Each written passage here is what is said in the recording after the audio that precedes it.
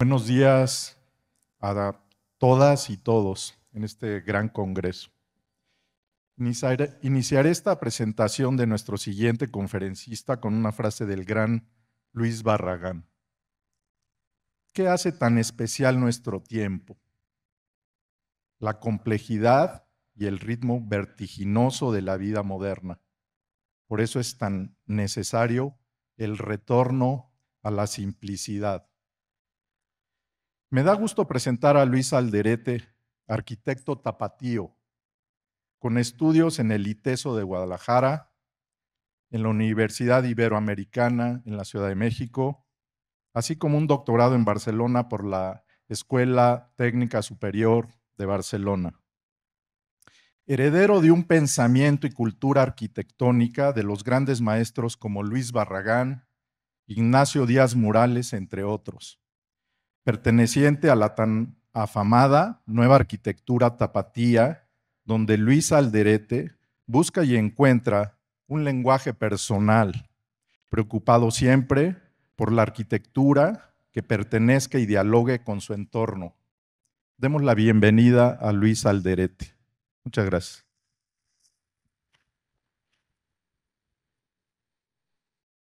Bueno, primero que nada, pues agradecer, ¿no?, a todos ustedes, ¿no?, por venir aquí a Casa Arquitectura, ¿no?, por la invitación, ¿no? Finalmente, eh, siempre estas invitaciones son increíbles, nos hacen sentir como en casa, son de una hospitalidad tremenda. Eh, y bueno, para mí siempre es como todo un placer venir a compartir un poco el ejercicio de lo que hacemos. La idea de lo que voy a presentar, más que tratar de explicar proyectos en lo particular, es tratar de generar o de poder mostrar un universo en donde nosotros nos movemos para poder, digamos, activar las ideas, establecer relaciones y de esa manera poder desarrollar los proyectos que de alguna manera en conjunto no tienen una narrativa que para nosotros es como particular o especial. Eh, Cuando estaba empezando, ¿no?, a tratar de hilar, ¿no?, lo que iba a presentar, me topé con esta imagen de un libro que se llama El arte de observar. Es un libro en donde se hacen unas analogías entre los grabados de Piranesi y las fotografías o unas fotografías que hace Gabriel Basílico, ¿no?, un fotógrafo danés, en donde Basílico lo que hacía era tomar la imagen más o menos del ángulo de donde Piranesi hacía el grabado, ¿no? Estos grabados o este libro, ¿no?, es, digamos, un compendio de los monumentos y ruinas romanas. Entonces, básicamente todo el libro tiene que ver con esa temática. Pero lo curioso es que la primera imagen de ese libro es este puente, ¿no? Entonces, si nosotros buscamos, ¿no?, el tema o la definición de observar, observar significa examinar atentamente, ¿no? Y una de las definiciones de puente es el crear conexiones entre personas o cosas, generalmente con fines de apoyo o comunicación. Por lo tanto, me gusta mucho pensar como en esta acción de examinar atentamente para crear conexiones entre las personas o cosas. Esto es parte como del fundamento de donde vienen nuestros proyectos. Eh, por lo tanto, esta estructura de presentación consiste primero en presentar un pequeño extracto de imágenes que muestran algunos de nuestros intereses para poder dar un marco general del universo en donde salen, nuevamente, como decía, nuestras ideas de trabajo. Eh, a lo largo del tiempo, ¿no?, he venido capturando una serie de fotografías que generan como una memoria gráfica, pero al estarlas observando, porque tengo cientos, como supongo muchos de ustedes las tendrán, me empecé a dar cuenta que lo que más conservo o aprecio tiene que ver con cosas atemporales, cosas que de alguna manera escapan como de la modernidad o de la contemporaneidad, y eso, ¿no?, se va, digamos, como encasillando en diferentes áreas que van como encontrando su sitio de interés en el desarrollo de proyectos. Estas imágenes, por ejemplo, van representando todos esos intereses y también tengo que decir que mi trabajo es sumamente intuitivo. Yo no soy ni teórico ni investigador y con esta forma de trabajar he encontrado una libertad que de alguna manera se fundamenta en el lugar común. Christopher Alexander dice, tenemos la costumbre de pensar que las percepciones más profundas, más místicas y espirituales son de alguna manera menos ordinarias que la mayoría de las cosas. En realidad ocurre todo lo contrario. Las cosas más maravillosas son más comunes que la mayoría de las cosas y precisamente por ser tan comunes nos llegan al alma. Eh, Hace años, cuando fui invitado a hacer la exposición en la Ciudad de México de Liga 10, el título de la exposición fue Maqueta de un lugar común. Alejandro Hernández en su momento escribió un texto introductorio a propósito de nuestro trabajo, del cual voy a leer un pequeño extracto. Cierta versión equívoca de la originalidad ha descartado al lugar común, como si a eso, a lo que cualquiera puede recurrir fuera de menos inútil, cuando no llanamente perjudicial. Repites un lugar común, se le dice a quien entre sus argumentos usa alguno de sobra conocido y así, sin más, se descalifica. Pero los lugares comunes eran para la retórica clásica la base de su estructura argumentativa. Un discurso es, literalmente, el recorrido por el que un orador nos guía entre un lugar y otro, entre varios lugares comunes que, por lo mismo, por ser comunes, reconocemos. El viaje de uno a otro se hace, eso sí, con la esperanza de en el transcurso encontrarnos con algún hallazgo, descubrir algo nuevo. Eso que en latín se dice inventio, un invento. Lo que viene o adviene. Los tópicos o lugares del discurso eran también, por otro lado, auxiliares de la memoria, como explicó Francis Yates. Ahí se colocan imágenes de ayuda que ayudarán al orador a seguir el hilo de su discurso y no perderse. Por último, si ayudan a la invención y a la memoria, es lógico que los lugares comunes también sirvan al aprendizaje. Eh, Como dice el texto, el viaje se hace con la esperanza de encontrarnos con algo nuevo. Eh, Aquí en estas imágenes vamos a empezar a ver, bueno, las anteriores tenían que ver como una serie de intereses que representaban paisajes, volúmenes, contextos, formas, y este pequeño grupo de imágenes tiene que ver con elementos, con ventanas, con algún tipo de representación de patios, ¿no?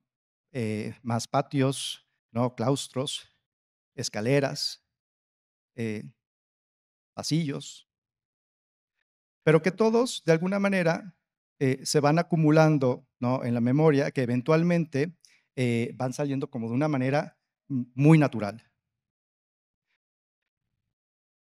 Estas plataformas, por ejemplo, ¿no?, son la base como mm, de una serie de recursos que estamos utilizando para proyectos nuevos, ¿no?, que tiene que ver con esta serie de mesetas, plataformas, lugares de estación, ¿no? Y aquí vamos a empezar a ver una serie de imágenes análogas en donde por un lado tenemos un referente y por el otro lado un proyecto que en algún momento desarrollamos en el estudio, pero que no necesariamente no se buscó esa imagen para desarrollar el proyecto, sino que es una de las imágenes acumuladas en esta memoria gráfica que eventualmente no empiezan a hacer sentido con el trabajo que hacemos. Y de pronto vamos pasando de proyectos como quizá más pesados, posiblemente más estereotómicos, en los que llegan al suelo de una manera más pesada, ¿no? Y eventualmente vamos haciendo como trabajos quizá más orgánicos, ¿no? Algunos quizá más ligeros, ¿no? ¿No? Referentes, por ejemplo, también arquitecturas vernáculas,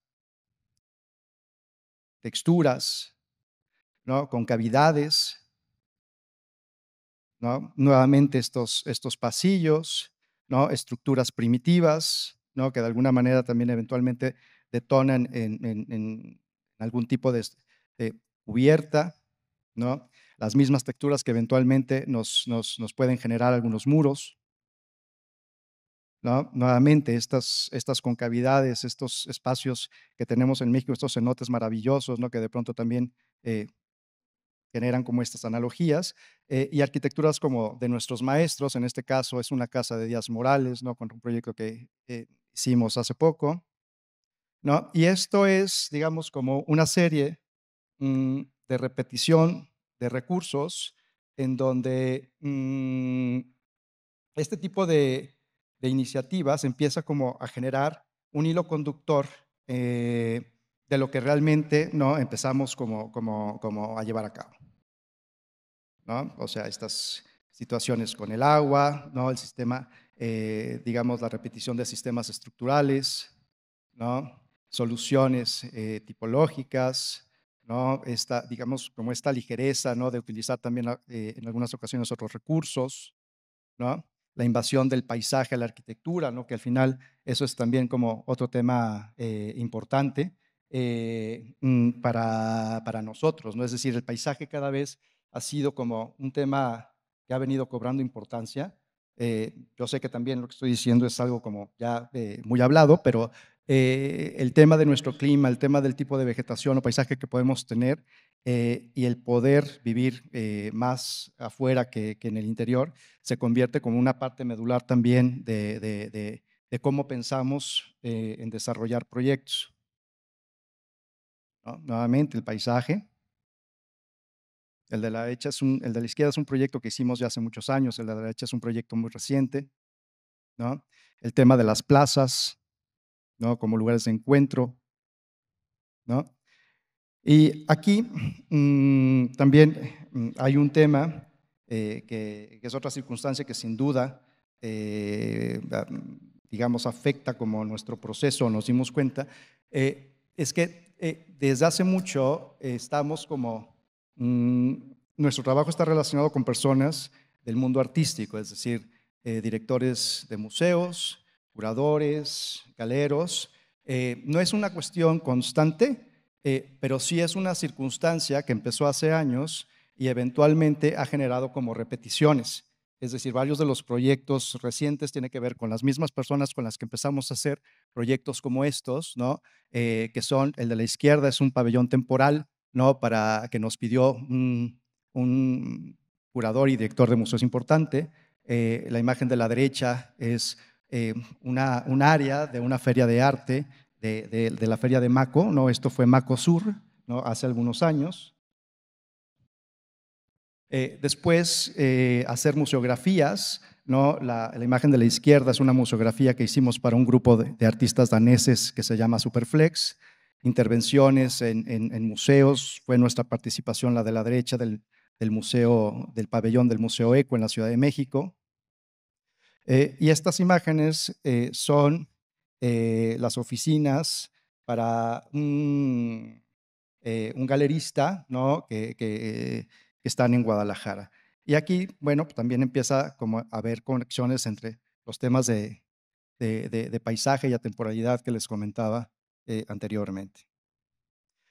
Y otra circunstancia que sin duda afecta mis procesos y mi memoria relacional es que mi pareja es ilustradora de libros infantiles y su visión del mundo es una aproximación muy distinta a la mía. Esto se ha convertido en un viaje de ida y vuelta, en donde ella en algunas ocasiones utiliza pues algunas de las imágenes que yo tengo, pero eso también hace que de pronto me haga encontrar cosas a manera como de un ejercicio visual, ¿no? Es algo, es como una especie de obsesión, ¿no? Que tengo de ir como encontrando figuras, cosas en las partes por donde ando caminando, ando viendo, ¿no? Y esto también, ¿no? Se convierte después, digo, me gustaría hacerlo más como una colaboración en donde nuestros proyectos puedan tener como una representación desde otro punto de vista.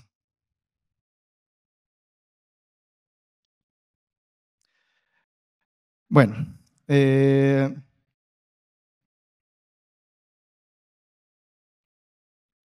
vamos a empezar con el tema de la presentación de los proyectos. También me gustaría comentar que voy a pasarlos de alguna manera rápida, porque lo que quiero hacer o la dinámica que quiero hacer es tratar como de encontrar puntos de conexión narrativos entre, ¿no?, entre unos y otros.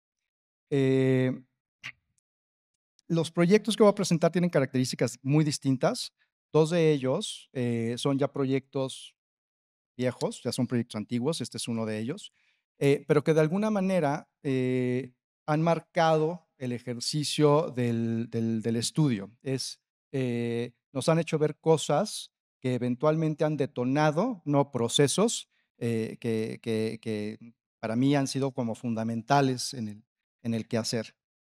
Después vamos a ver otros proyectos que están en procesos de obra, que me parece importante también como presentarlos para entender nuevamente ciertas narrativas. Y finalmente también vamos a ver algunos proyectos que están en papel, ¿no?, que también van generando como ciertas relaciones. Entonces, bueno, este es el primero, son los albergues de la Ruta del Peregrino. Este fue un proyecto comisionado ya hace algunos años por el que era entonces secretario de Turismo del Estado de Jalisco, y fue una comisión que le hicieron a Tatiana Bilbao. Entonces ella decidió que lo mejor para el proyecto era hacer una convocatoria de diferentes estudios de diferentes partes del mundo y dividir el programa de todos estos estudios para hacer cada uno de los proyectos.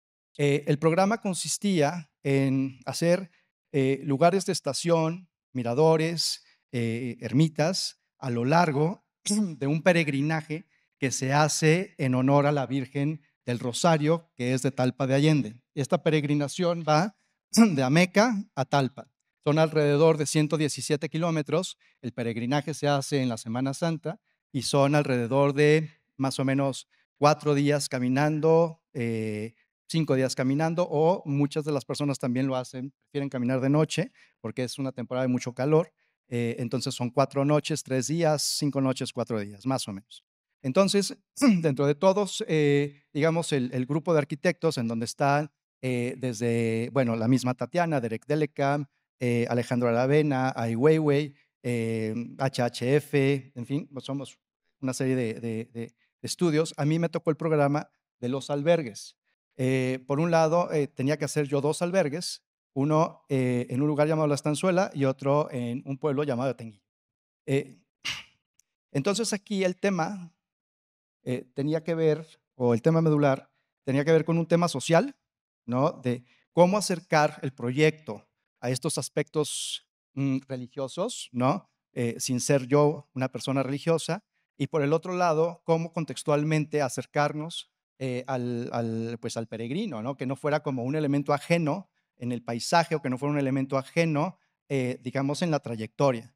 Entonces, nosotros encontramos o empezamos a desarrollar un sistema de módulos que también a lo largo del ejercicio, que ya lo verán, tenemos como una forma de trabajar que no sé si sea sistemática, porque en realidad no lo tenía como muy claro hasta que ahora que hice como una especie de retrospectiva del trabajo que habíamos hecho, pero sí tiene como cualidades geométricas en donde de pronto hay procesos con una rigidez muy alta y de pronto los proyectos se vuelven demasiado orgánicos. Entonces, en este sentido, nosotros, digamos, caminábamos de una escala mayor, generando un módulo que generaba como ciertas figuras que nos permitía podernos adaptar a las diferentes circunstancias topográficas del terreno, tanto en curvas de nivel, en lo horizontal como en la vertical. Y también en esa manera empezamos a desarrollar ya un módulo constructivo que tenía que ver, digamos, con un par de materiales para poder lograr, digamos, como todas estas formas. Entonces, esta lectura en el paisaje, que a lo lejos de alguna manera se confunde un poco con los tejados pues de los pueblos, ¿no?, que están por ahí. Y otra de las cosas que era fundamental era entender qué era lo que estaba buscando el peregrino en ese momento, que era un lugar fresco, necesitaba agua, ¿no?, necesitaba descansar y de alguna manera también necesitaba convivir. Entonces, y encontrar los elementos de conexión que el peregrino de pronto tenía en el camino. Entonces, parte de la solución tenía que ver con hacer una celosía perimetral en la parte exterior para que el viento pudiera cruzar y entonces los lugares estuviera completamente ventilado y fresco, pero al mismo tiempo provocar las sombras, ¿no?, que vemos a la derecha, que vienen relacionadas con estas sombras cubiertas de hojarasca de roble que se van topando los peregrinos a lo largo del camino. Y entonces, bueno, y esto empieza a generar, pues, esta relación afectiva, ¿no? Pues, con el edificio. Curiosamente, también esto, o este proyecto, empezó a detonar como una economía local. Entonces, en la época de peregrinaje, de pronto, alguna ocasión que fuimos, nos empezamos a dar cuenta, que había algunas personas que hacían artesanía de los proyectos, ¿no? Y eso nos pareció fantástico, nos pareció maravilloso. Entonces, nos topamos con estos 3 y estaban haciendo otros, y de pronto los van adquiriendo los peregrinos. Entonces, se empezó a convertir como algo muy particular entre la comunidad. Este es el segundo albergue, ¿no? Este es, a diferencia del otro, tiene una planta rectangular, porque no tenía, digamos, una topografía, compleja, pero sin embargo, aquí la intención era generar una espacialidad en el interior que se pudiera ir dividiendo, pero también con, el tema de de de la luz, de lo fresco que podía ser el espacio, y que también pudieran albergar diferentes programas que no necesariamente se tuvieran que dar en la época del peregrinaje. Entonces, por ejemplo, en algunas ocasiones que hemos visitado el lugar, nos topamos como con este tipo de usos, ¿no? Y nuevamente, ¿no? El proyecto, ¿no? Se plantea, ¿no? También nuevamente con una plataforma, ¿no? Sobre una meseta, que en este caso es la cancha de fútbol, ¿no? Y que, ¿no? Va generando diferentes actividades. Bueno, el siguiente proyecto también es otro de los proyectos viejitos, pero que también queremos mucho, porque también nos marcó como una forma de trabajar, ¿no? El primero, pues, es un proyecto de orden público, y este segundo es un proyecto de orden privado, y es un proyecto vertical, es un proyecto de vivienda vertical, en su momento de alta densidad. En el momento en que este proyecto se desarrolló, ahora los proyectos que se desarrollan en la ciudad, pues tienen mucho mayor densidad. Este proyecto se encuentra en Guadalajara, es un proyecto, como mencionaba, de vivienda, en un contexto que es complejo, porque es un contexto en donde, bueno, la ciudad de Guadalajara es una ciudad básicamente de 2 niveles, históricamente es de 2 niveles. Entonces, la verticalidad en Guadalajara comenzó relativamente hace pocos años. Si no lo recuerdo mal, fue alrededor del 2010, más o menos, cuando empezaron a cambiar las normativas y en ese momento empezaron a surgir como diferentes propuestas verticales que antes no se podían desarrollar. Entonces, en ese sentido, la problemática aquí tenía que ver con la densidad, ¿no? Del programa en un terreno que en su momento pues, era fantástico, ¿no? Digo, no quiero decir que no sea ahora también muy bonito, pero con una barranca que yo tenía como mucho temor a destrozar por todo el sistema constructivo que se iba a generar. Es decir, a partir del nivel cero, ¿no? Hay 4 sótanos hacia abajo, que esos 4 sótanos, pues básicamente significaban la base de la cañada. Entonces, en la excavación, pues eso lo íbamos a perder y tuvimos que hacer una serie de movimientos que fueron importantes. Primero, salvar unos árboles que ahora son, digamos, como la bienvenida del desarrollo, que fue como un movimiento también muy complejo, ¿no? Subir, eran 4 ceibas de alrededor de 1,5 metros de diámetro el tronco, otros de 1 metro de diámetro, pero no sé, quizá 8 metros de altura. Y también ir seleccionando como ciertos árboles que existían ahí para poderlos conservar. Entonces, toda esta densidad, ¿no? También atiende como a esta intuición que les mencionaba de poder actuar y emplazar los edificios de una manera como muy lógica. En la imagen de la derecha podemos ver dónde están los edificios o las huellas de edificio, que por otro lado es un terreno de 10,000 metros y la huella de ocupación del proyecto es de 2,000, por lo tanto son 8,000 metros de áreas a cielo abierto o áreas públicas. Entonces, al punto que quería llegar es que la parte de la izquierda es la calle y nosotros teníamos como la posibilidad de emplazar el edificio ahí, pero la realidad es que lo mejor para el contexto era empujar los edificios lo más posible para tratar de tener como un poco más de respeto a ese contexto, ¿no? Que se ve ahí a la derecha, ¿no? O sea, esas cosas que de pronto se tenían que implantar ahí, pues de alguna manera tenían que dialogar y generar como una especie de convivencia, ¿no? Sana con toda la gente que ya vivía alrededor. Y eventualmente también lo que tuvimos que hacer es todo ese trabajo de reconstrucción de paisaje, porque comentaba, el paisaje es como pieza medular de la investigación del estudio. Y básicamente, cuando nos dimos cuenta de que teníamos que tener como esa relación contextual, que teníamos que resolver un programa de densidad y era programa de vivienda, nos pusimos a pensar que era lo verdaderamente importante. Y caímos en cuenta que lo que teníamos que solucionar de la mejor manera era la planta baja. Lo demás es algo secuencial, es resolver una planta de una vivienda, ¿no? Poner un sistema estructural, núcleos de servicios al centro para poder liberar fachadas y tener ventilación cruzada, tener prácticamente el 100% de los espacios o el 99%, el 95% de los espacios de las unidades ventiladas, iluminadas naturalmente, pero el problema era la planta baja.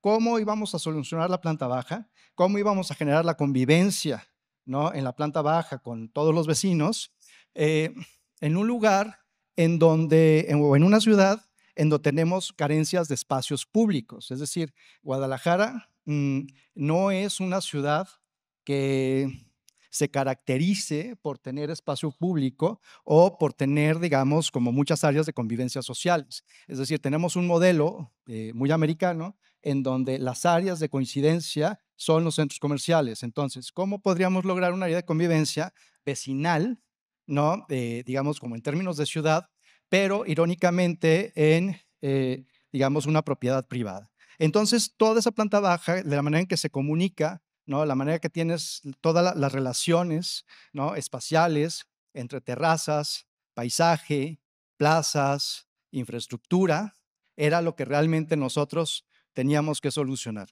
Y otra de las cosas que también teníamos que solucionar era la privacidad de cada una de las unidades. Entonces, aquí el sistema nos ayudó a, digamos, resolverlo. Todo este sistema de cartelas que tiene alrededor de 60 metros de profundidad, ¿no? Por módulos de 1 metro de claro, lo que hace es que a la perspectiva no puedas ver hacia el interior de las unidades. Entonces, eso genera como mucha privacidad para las mismas y también cuando teníamos la fachada corta del edificio justo enfrente de otra, simplemente la tapábamos, ¿no? Para que el otro edificio pudiera ver hacia otro lado. Y aquí nuevamente empezamos a ver como toda esta invasión de la naturaleza al proyecto. Y como les decía, ¿no? El paisaje. Al momento de que hicimos la excavación y conservamos algunos árboles, teníamos que volver a pues hacer, ¿no? Todo este tema pues como de parque o como área natural. Entonces, al final, creo que lo logramos, ¿no? La imagen de la izquierda es una imagen relativamente actual, ¿no? Que es muy interesante cómo estando allá abajo en la cañada, el edificio prácticamente lo pierdes de vista, ya no existe, porque finalmente también nuestra perspectiva llega hasta cierto punto, hasta a cierta altura tú ya no ves nada, entonces aquí lo que vemos es básicamente paisaje y el edificio se va perdiendo.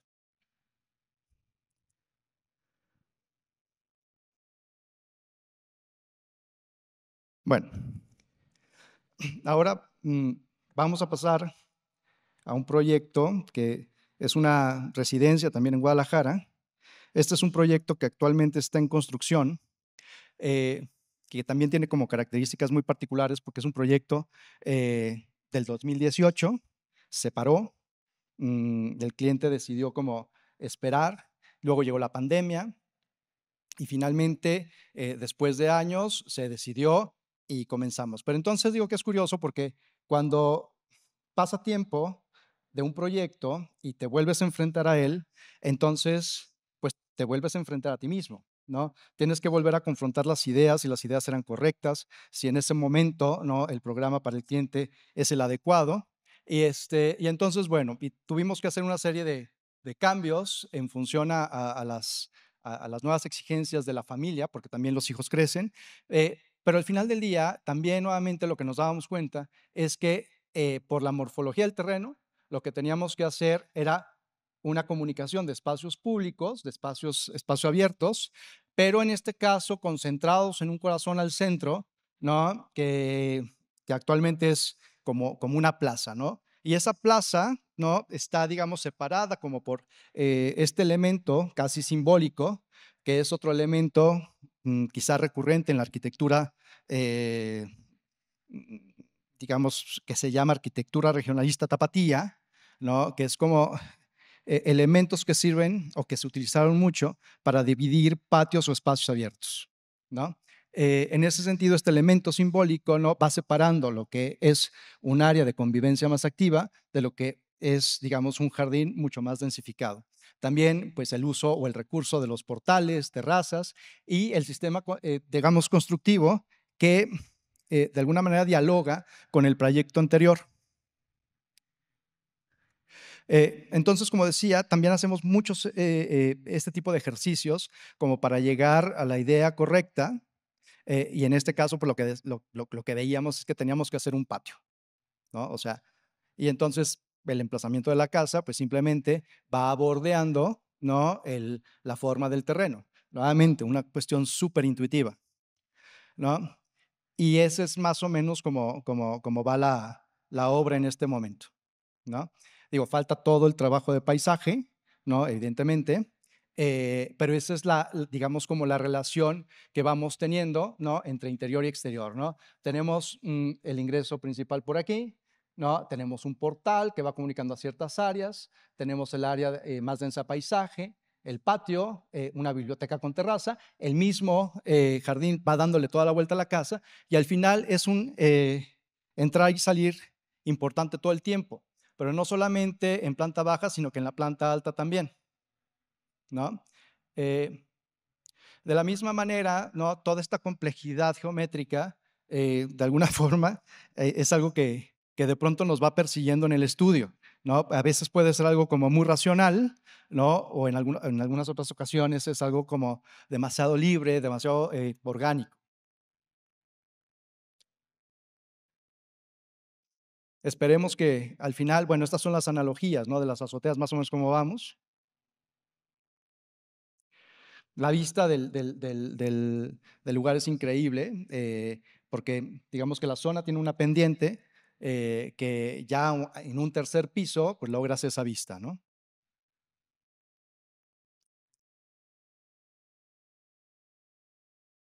Bueno,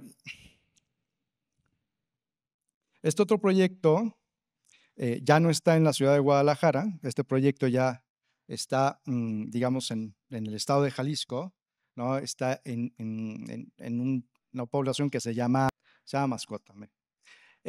Y este es un encargo como muy particular. Este es una vivienda para una persona el hijo de una familia que tiene ranchos ganaderos y una serie de cosas, también agrícola, también tiene maíz. Y él siempre le gustó mucho una parte de esa propiedad, de ese rancho, que tiene la peculiaridad que alberga un nacimiento de agua. Entonces, el agua es oro molido en esa zona. Y entonces, el tema, pues en este caso era el agua. Cómo íbamos a actuar y a enfrentarnos a una solución en un contexto pues tan particular y con un suelo tan complejo. Estas son algunas imágenes del contexto, del terreno. Estas son algunas imágenes que también a nosotros nos sirven como referencia, como para poder ver qué tipo de materialidades o recursos podemos utilizar. Y después empezar como una serie de trabajo en donde siempre que llega un proyecto nuevo al estudio, siempre es como una especie de terror contenido, ¿no? Porque siempre es como una especie de miedo al proyecto, pero es un miedo conocido que al mismo tiempo ese miedo se convierte en una energía, ¿no? Para poder empezar a generar ideas que puedan detonar en algo que nos pueda llamar la atención. Y siempre derivan en cosas bien diferentes y los comienzos también son bien diferentes.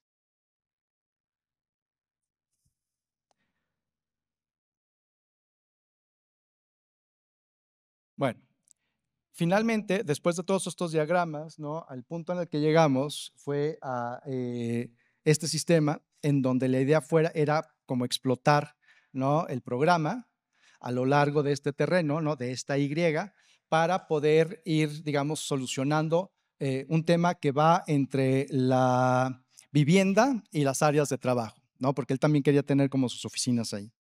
¿No? Entonces, aquí nos íbamos apoyando nuevamente con temas de arquitectura local que íbamos detectando en el camino para poder, digamos, generar como estas tipologías que generaban plazas, ¿no? No solamente plazas de agua, sino también, digamos, plazas sólidas, pero también con una serie de patios contenidos que tenían que lidiar con los animales, porque sentido, básicamente caballos y ganado, ¿no?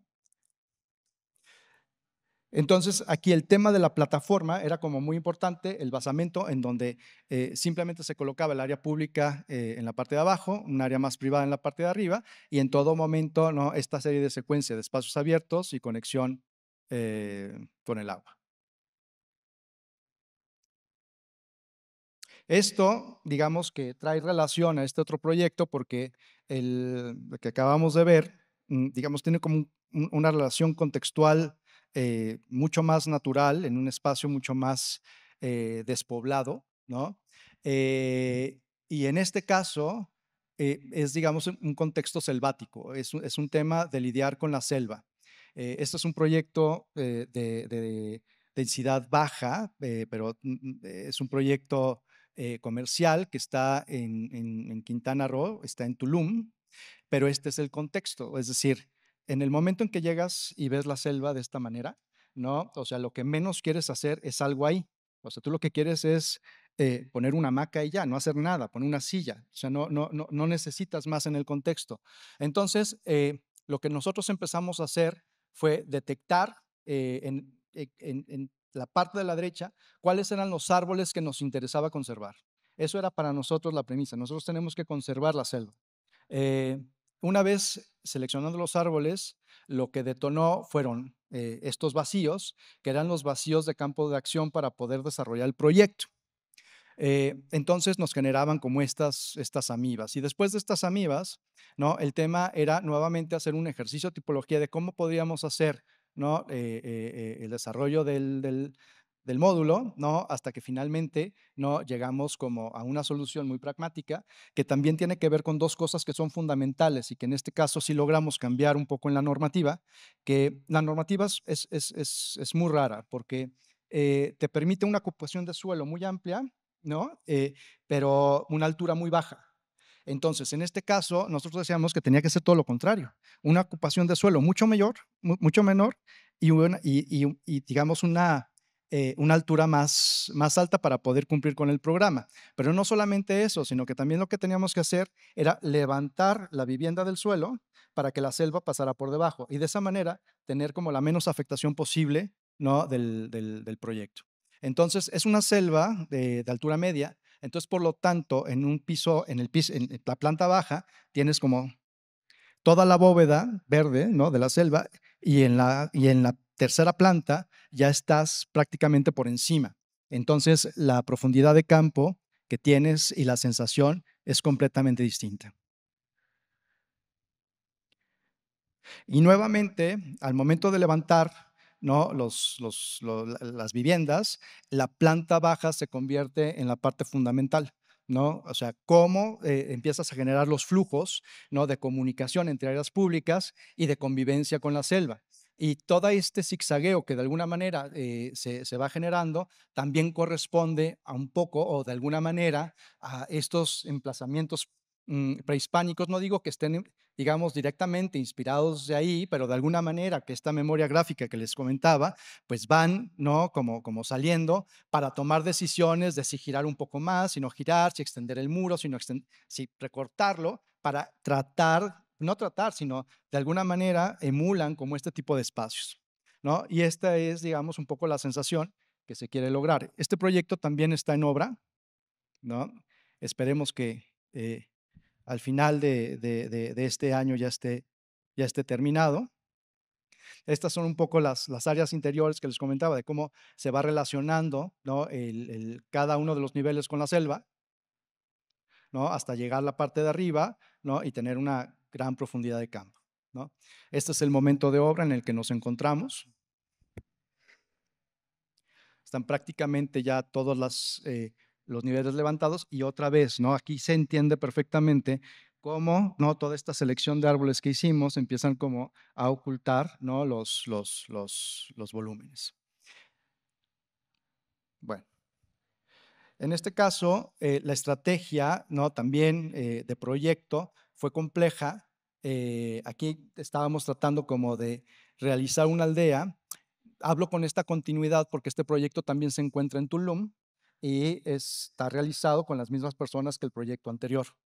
Eh, y en este caso, lo que estábamos tratando de hacer, ¿no? O la estrategia era explotar los elementos de la casa, los elementos más íntimos que tenían que ver como con servicio y baños, y solamente tratar de comunicarlos con una cubierta, ¿no? A partir de ahí, ¿no? Tratar de encontrar una geometría que pudiera albergar a estas, ¿no? A estas viviendas, pero siempre tratando de generar como unos recorridos y unas comunicaciones que atienden más como este sentido de encuentro que tienen como pequeños poblados, tratando de sacar, digamos, en todos los proyectos que hemos visto, ¿no?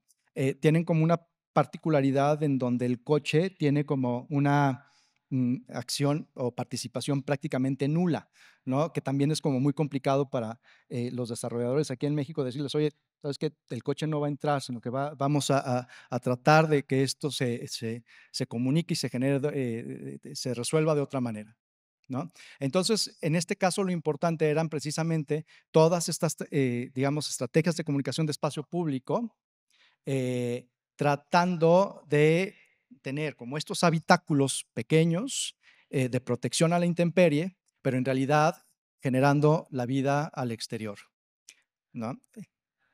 Entonces, con una pequeña acción que hacíamos de tratar, en este caso al principio, bueno, es una cosa como importante de mencionar, al principio el proyecto era este, en donde teníamos que desarrollar, ¿no? Estas casas, pero después mutó a hacerlas más pequeñas y mutó por varias razones, pero una de las cuales, con las cuales yo me quiero quedar, es que parte de la idea, ¿no? Como grupo, era tratar de conservar nuevamente siempre la selva. Y entonces, en ese sentido, lo único que hicimos fue quitar esta cubierta que comunicaba, ¿no? Los elementos privados, ¿no? Y entonces, al hacer eso, se empezaban a generar espacios como el que vemos ahí en medio, ¿no? Más espacios de jardines. Estas son las tipologías de la casa, ¿no? Nuevamente, con mucha actividad, ¿no? En el exterior, pero teniendo como este sistema también como muy claro, ¿no? A diferencia de otros proyectos, ¿no? Con un rigor estructural, ¿no? Esos son los momentos de obra en los que nos encontramos.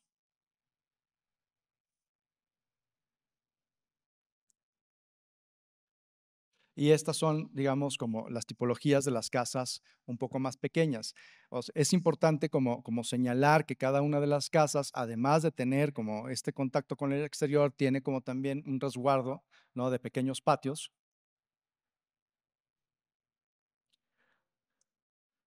que van generando, digamos, como estos, estos ambientes.